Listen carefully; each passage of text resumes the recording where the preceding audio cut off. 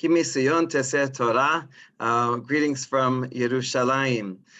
We are Masechet Yoma, page 45, and we're discussing the Mishnah that the special things of that the Kohen Gadol does on Yom Kippur, starting with the Ketoret.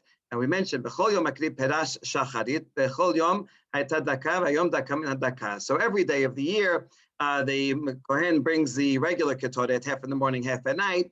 And there it just has to be daka, just finely ground. But the special one for Yom Kippur, besides the morning and the afternoon one, has to be, that's a full maneh, it's a handful, has to be daka min hadaka, super fine. So that's the Mishnah. Question is, what's the derivation? Tenora banan, daka amata mudomar, v'alo keban ne'emar, v'shakta mena hadek. So regarding Yom Kippur, it says you have to bring daka. So we know it has to be fine. But why do we need that word? We already have in Shemot, regarding the instructions for the general ketoret, it says the word hadek. That's fine. So why do we need the extra word in Vayikra? Elalabi daka min hadaka. That means it has to be super fine on Yom Kippur. Next clause. Bechol yom kohanim olin b'mizracho shel kebesh. On every day of the year, the regular kohen goes up the eastern side. That's the right side of the ramp as you're walking up, and then it goes around and comes down on the left. Why? Because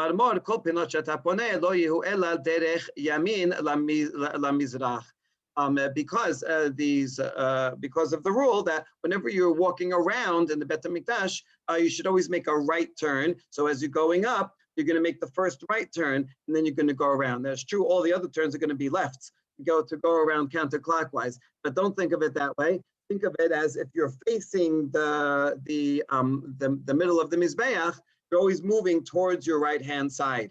And so that means going counterclockwise. Since you go up the right side, then you go all the way around, then you're going to come down the left side. The regular Kohen should not needlessly cross the ramp or go down the middle of the ramp. He should be humble and go on the side.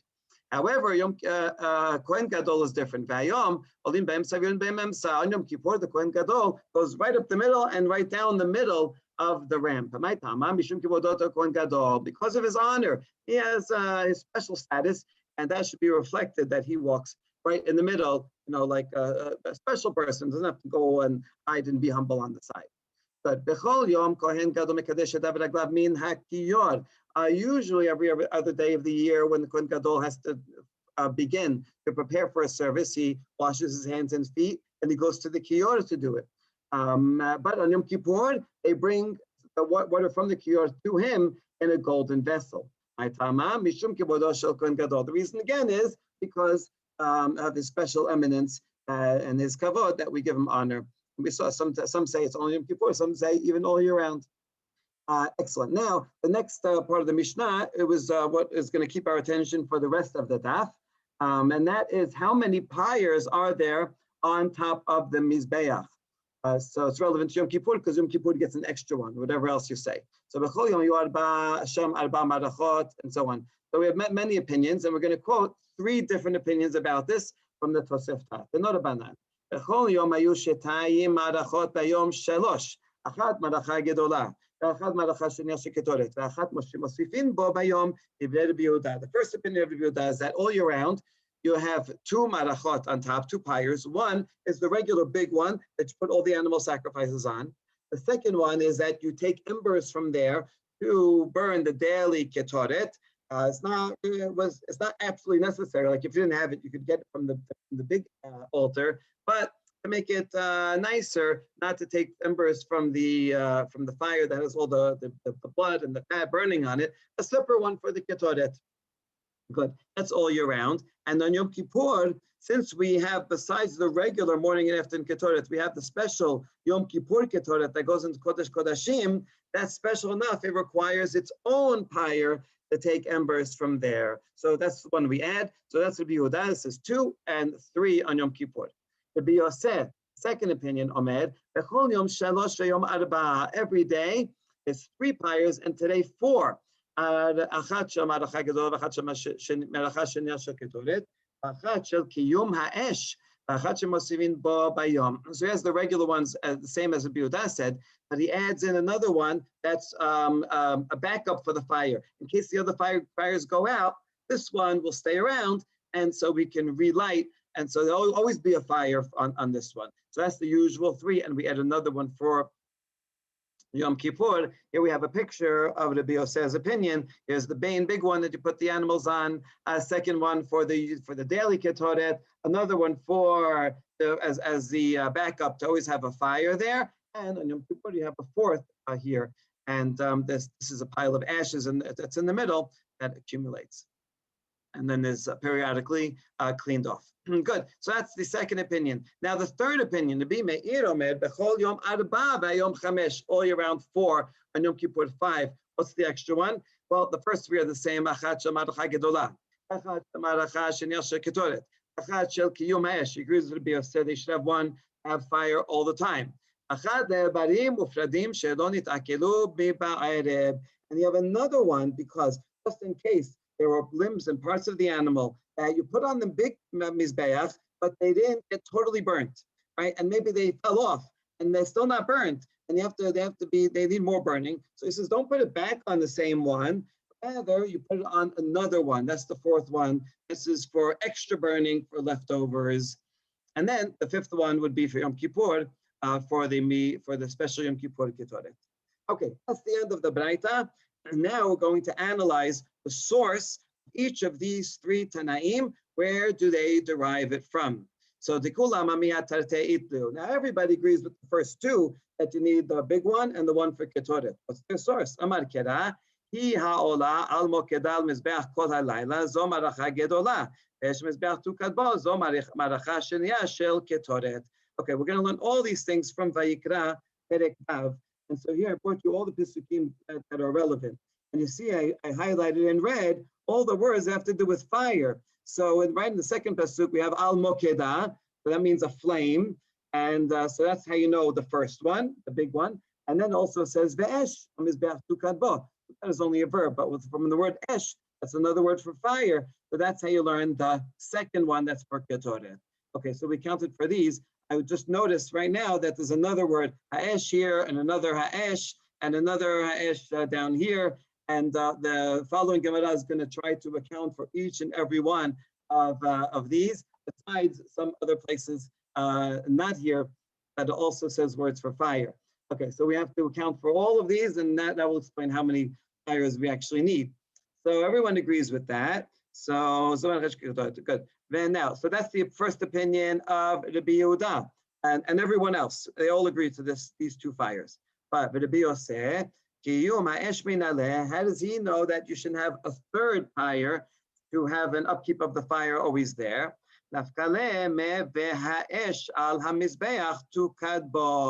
In Pasuk 5 here, it says there should be a fire burning on it. So it seems to be extra. We already said up here you need a fire. So this is talking about an extra fire that lo tichbeh, won't go out. So this is the extra backup fire. Okay, but enough. Now, question is Rabbi Yehuda, who disagreed and says there's only 2 fires. What does he do with that pasuk that Rabbi Yosef used to learn the third? So what's he going to learn from it?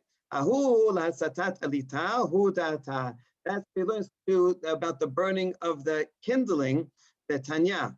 Here's a special halacha that Yehuda says. Hayad Yehuda Omer, minayin lasatat elita shelo tehe ela berosh shosh shel mizbeach tamud mizbeach tukad bo. So whenever you're going to light anything on top of the mizbeach, you should not get a fire, get something burning, a burning kindling from down below and the courtyard, and then carry it up. No, that's not the right way. You should bring some kindling up and light it on top of the mizbeach, and then use that to light the fire on the pyre. So, and how do we know that? So, because al hamizbeach tukad bo, the fire on the mizbeach, that's where it should be lit. That's what he does with that pasuk 5, and so he doesn't need it for the bioseh. And what did the bioseh do with it? Well, here's the Braita. It's just repeating what we already saw. From that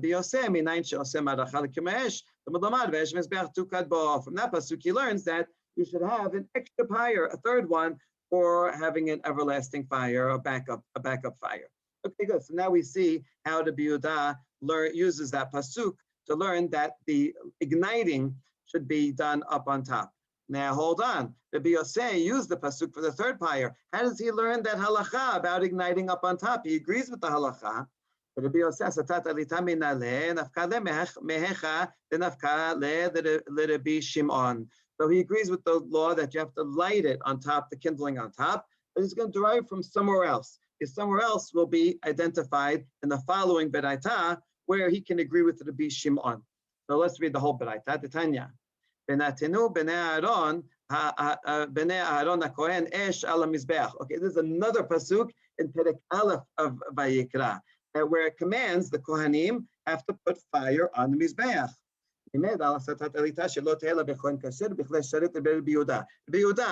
who's the first opinion above, who says you only need 2 pyres, and so he used this pasuk above to teach me that the kindling has to be done on top.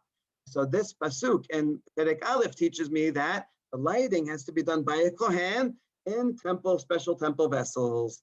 That's Rabbi Yehuda. Amar lo Rabbi Shimon. He says, Rabbi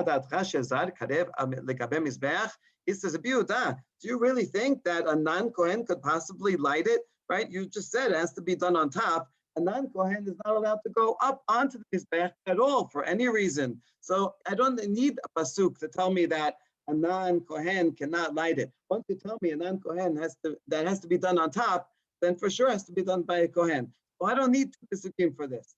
So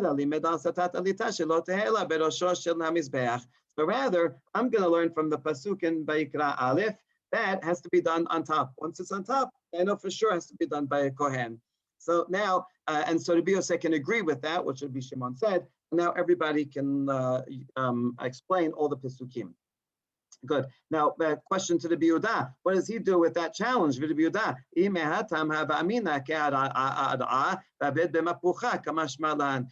don't you agree with that reasoning that if it has to be on top, then for sure a non-Kohen can't do it? He says, not necessarily. It could be that a non-Kohen is standing on the floor of the courtyard and he has a big bellows and he's blowing and igniting the fire that way. So it doesn't necessarily have to be on top of the mizbeach. I need 2 pasukim that has to be on top, and not by Azar, only by a Kohen. Okay, so now we dealt with the first 2 opinions of whether it's 2 or 3 pyres. Now we're going to go to Rabbi Meir, who says there's 4 all year round. Rabbi Meir, where does he learn? What's his source that something that needs to be returned to the fire has to be returned and on a separate fire? Pasuk here has an extra vav, right?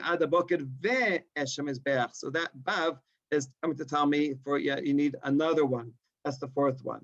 Now, all the other 2 rabbis, how do they respond? Vav, they say vav. It's just a connecting word. You need it for the regular grammar. You're not going to learn a whole extra law just from a vav.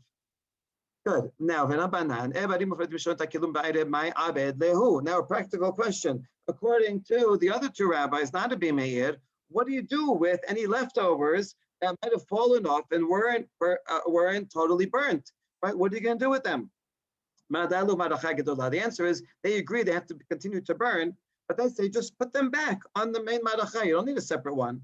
What's the source? The Tanya. How do you know things that were not totally burnt from the night before, that you put them on the altar itself, back on the main mizbeach? And let's say they don't fit because you put other extra things on it, and the fire itself, the logs burnt down, and so there's no room to put them back on. So then what do? Well, that's okay. You just take those parts, put them on the ramp for a while, or on the ledge that goes around. And then in the morning, when you rearrange the maracha gedolah, and you bring extra wood and you make it big, and then there'll be room and you put them back on. So obviously you're putting them back on the maracha gedolah. And how do you know you can do all that? Asher tochal ha'esh et ha'olah al hamizbeach. So since this is the 3rd pasuk, it says whatever it is burning on the mizbeach. This is so here. Pasuk 3 is in context referring to the cleaning off of the dish of the extra ashes, that which the fire had burnt, and you take those ashes and put them next to the mizbeach. So from this, which is talking about things that were burnt, and it says, and nevertheless, it's kind of repeating. I know that there's a fire there. I know that there were going to be ashes. So the fact that it repeats, means that you could replace and have them burn more, even on the very same mizbeach. That's how he learns it. Good. Now, but Rabbi Yehuda, what is Rabbi Yehuda going to do with that pasuk? Pasuk 3, right? What is he going to learn from that? Because you already used the vav to say you need an extra one, and this one seems to think that you're going to put something else on top. So what does that mean? This pasuk, third pasuk, is to teach you an exclusion, that the only thing that needs to be replaced are parts of an animal. That's why it says, so if a part of an animal was not totally burnt, it has to be replaced, although not on the same fire, on a different fire. But this pasuk 3 says, but not ikule ketoret. Let's say on the mizbach hazahav, that I put some ketoret on there and didn't get fully burnt. So how do I know that so do I have to put it back on and make sure it keeps getting burnt? No, I don't. That's what this pasuk comes and says, because it says shetochal ha'esh et ha'ola al mizbeach. And here's the braita that he derives it from, that where we see it also. The Taneh Rabbi Chananya bar min Yomi ve'deber Rabbi Eliezer ben Yaakov asher tochal ha'esh et ha'ola mizbeach ikule ola tamachzir ve'ata machzir ikule ketoret. So Rabbi Meir would agree with this Tanah that says only something that is an ola, as part of an animal, that has to be replaced. It's not totally burnt, but not ketoret. So that's what he does with that pasuk. Okay, so now we were able to derive for each of these three Tanaim how they learn that how many pyres you need all year round, 2, 3, or 4. But the main reason we brought this whole thing to begin with is about Yom Kippur. At Yom Kippur, they all agree that you add an extra one. What's the source? The Kula Mamihat Mosifin Bo Bayom It Lehu Minalehu Nafkalu Me Ve'Ha'esh. So Pasuk 5 here says, Ve'Ha'esh. So this is from the extra vav. Okay, now I know you're going to be thinking, what do you mean extra vav? I thought we don't learn things from the extra vav according to the first two Tanaim. Yeah, even according to the first two Tanaim who don't learn anything just from extra vav, an extra vav and an extra he. Oh, okay, already that is really extra. So that's how we derive that on Yom Kippur, you need yet another one. Okay, now, Esh Tamid, Lemai Ata. Now that we explained all the different pyres according to everybody, still a pasuk left over, the last one here. Esh Tamid Tukal Mizbech, Lo Tichbeh. Like you already told me that, this is really very repetitive. I mean, it's a good question for anyone who's studying this. Right? According to Peshat, how can you explain this last pasuk? So what is this coming to teach me? Lemai ata mi ba'ile lichadetanya. Esh tamid tukad al mizbech lo tichbeh limed al maracha sheniya shel ketoret shelo tehe ela al mizbech hachitzon. Oh, it's coming to teach me the following law. I know that I'm going to need fire to burn the ketoret. Now, I might have thought the fire for the ketoret that's going to be in the kodesh. Maybe I can make the fire directly on Mizbach HaKetoret or somewhere nearby. How do I know that I have to get the fire from outside? That's what this pasuk is coming to teach, that I have to go get a fire from outside altar and bring it in for the daily Ketoret. Okay, it's certainly not explicit. It doesn't say anything here about a connection to Ketoret, and it just says Ala Mizbeach, which is actually ambiguous. I still don't even know which Mizbeach. Maybe it means the inside Mizbeach. So we're not done with our derivation. This is going to be a multi-step derivation in which we're going to bring in two other laws that are in the Kodesh that also need fire. So not only Mizbach HaKetoret, also the menorah. I mean, you have to burn something on the menorah, right? You need fire to light the menorah, and the Ketoret on Yom Kippur. That's poured in Kodesh Kodashim. There's no Mizbach in Kodesh Kodashim, so you're going to need the fire from somewhere for that law. So now we're going to bring these two laws in together and see how we can derive all three of them. The conclusion is going to be that all three have to be from fire that you bring from the Mizbach HaChitzon. the outer altar. But how do we know that? So esh machta menorah minayin. So how do we know esh machta? That's what esh machta means: fire that you get with the pan, the golden pan that that the Kohen Gadol uses on a special Yom Kippur. And menorah. How do you know that those also have to be from outside? So we'll try out the following reasoning, a comparison. V'dinhu. Nemra esh b'ketoret, v'nemra esh b'machta or b'menorah says the word fire regarding the regular ketoret. It also says the word fire regarding Yom Kippur and menorah. This is slightly inaccurate. It never actually says the word fire regarding menorah, but it's kind of obvious. You have to light the ner tamid, so you're gonna have to use fire. So it's not necessarily a verbal comparison, but a conceptual comparison. So I know I need fire for all these three things. Just like for ketoret, as we just said here, the regular ketoret is derive from outside. So to these other two are going to be from embers from the outside altar. Okay, fair enough.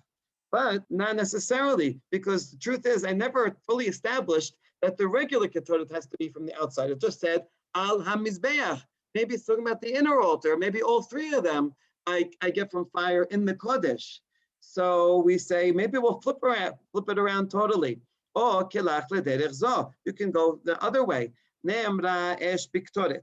Ne'emra esh b'machta u'b'menorah. Again, I agree. It says the concept of fire regarding all these three laws. Malalan b'samuch la b'machta menorah b'samuch la. Maybe you can say the regular ketoret is nearby. You do it right inside the Kodesh, and so too for the menorah and for the ketoret of Kodesh Kodashim, also you bring fire inside the Kodesh. So how do I know all three are not that way? Right,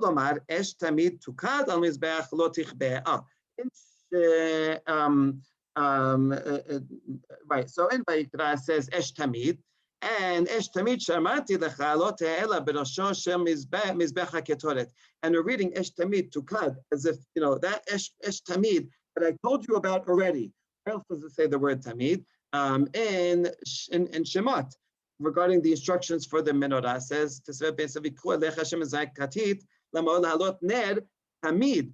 so now you see this pasuk in Vayikra Perek Vav, as the word Tamid is telling you that it should be the same as the menorah. So I know that the regular ketoret and menorah are the same. So lamanu esh limnorah, esh lemachtaminayin. So I know that those two are the same, but I still don't know any derivation for the ketoret of Yom Kippur. Now, even those two, the esh and menorah, I never proved that they're from the outside. And so we still don't have a solid basis for any of them. But at least I know that the regular ketoret and menorah together. So I can use those as a basis point for a comparison to machta. So I'll compare these three.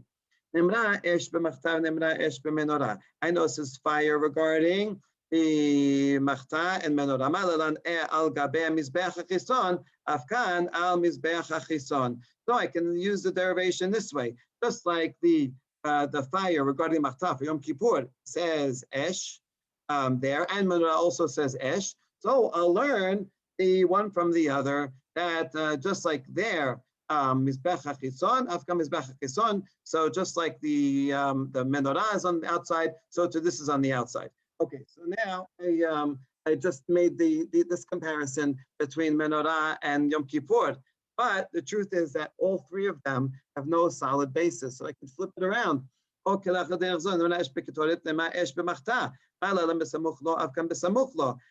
if I learn the regular ketoret from the Yom Kippur ketoret, and I say just like the regular ketoret is from the inside, right there. I get it from the Mizbech HaZahav, or somewhere in the ketoret, somewhere in the Kodesh. So too for the menorah, I'll get it from, so too for the Yom Kippur, I'll get it from the inside one. Okay, so in other words, we know that all three are linked together, but we still don't have any way of knowing if hamizbeach means the inside or the outside one where we get the fire. Now we're going to give the final answer and see if we're going to actually learn all three of them from Yom Kippur. In the pasuk of Yom Kippur, it says, "Tamod lomar velakach melo hamachta kachale esh me'al hamizbeach milifnei Adonai." So here you're going to bring the coals from the mizbeach that is before God. Now you might think before God might mean like in the Kodesh, but notice it says milifnei, not just lifnei and the mem is a limitation word, from the one that's before God. So as it was Mixato Lifnei Hashem, it can't be one that's fully before God. That would be the one in the Mizbach HaKetoret. But one that is only partially before God, Ben Kulon Lifnei Hashem, but not fully. Omer Ze Mizbach HaChiston, has to be the outside altar, which is half of it is facing the Kodesh and half of it is facing away from the Kodesh. That's what it's talking about. So now I know that the Ketoret for Yom Kippur has to be embers from the outside altar. And from there, I can derive the other two, the menorah and the regular Ketoret. Okay, excellent. Now, just regarding this last derivation, one last point. Why do I need both of these phrases, Mal Mizbeach and Milifnei Hashem? How about if I had only one or the other? No, if I need both. If I just said Mal Mizbeach, I might have thought that's the inner Mizbeach, and that when I'm going to bring the Ketoret for Yom Kippur, I get embers from the Mizbach HaZahav in a pan and bring them into the Kodesh Kodashim. I might have thought that. So that's why Katav Rachamana Milifnei Hashem. We Katav Rachamana Milifnei Hashem, but just said Amar Machta Gachalei Esh Milifnei Hashem, and I had only that Havamina Davka Milifnei Hashem. I would have thought that it has to be from the outside altar that's partially facing, but I would have thought it has to be from the half of that altar that is in fact facing. But I might have thought that the outer altar, the two corners that are facing away from the Kodesh, I cannot bring from them. Therefore, it says to be more inclusive, that it could be from anywhere on top of the Mizbeach, that all those would be sufficient for bringing the embers for the Yom Kippur Ketoret. So we went on the journey talking about all the other fires, and we end up back at the Ketoret for Yom Kippur. Baruch Adonai L'olam, Amen ve'amen.